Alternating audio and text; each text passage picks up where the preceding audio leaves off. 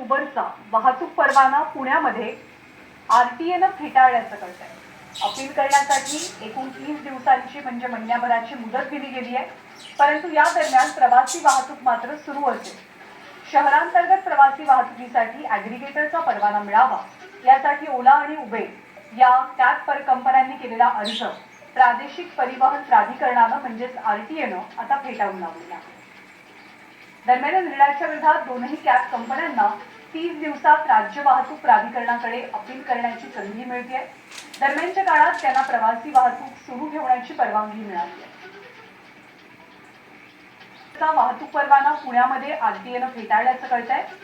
पुढच्या अपील करण्यासाठी 30 दिवसांची मुदत सुद्धा देण्यात आली. तर पुण्यामध्ये ओला उबेर या कंपनी चालकांच्या विरोधात गेल्या अनेक दिवसांपासून आंदोलन सुरू आहे. अनेक पत्रव्यवहार देखील यांच्यासाठी झालेले आहेत आणि त्यातच त्यांनी आरटीओ कडे जो परवाना मागितलेला होता त्याची आता जो आरटीओ आहे त्यांनी ते फेटाळलेला आहे. खरं तर त्यांना अपील मध्ये जाण्यासाठी 30 दिवसांची मुदत या ठिकाणी मिळालेली आहे.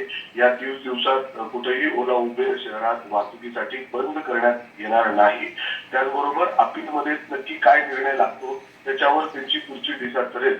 मात्र जर आपण बघितलं तर यामध्ये काही वेगवेगळ्या गोष्टींची परवानगी अर्थात जेव्हा या ओला उबेर कारमध्ये आपण प्रवास करत असतो तर त्याच्यामध्ये जे इन्शुरन्स असतात त्याच्यामध्ये जी काळजी घ्यायला हवी, अर्थात ड्रायव्हर चालकाला जे ट्रेनिंग द्यायला हवं, अशा अनेक गोष्टी आहेत, बाबी आहेत त्याची काळजी घेणं बंधनकारक असतं आणि याच कारणास्तव आरटीओने देखील आता स्थगिती दिलेली आहे, आता फेटाळलेला आहे आणि पुढं जेव्हा ते अपील करतील त्याच्यामध्ये काय निर्णय होतो त्यानंतर ओला उबेरचा निर्णय होईल.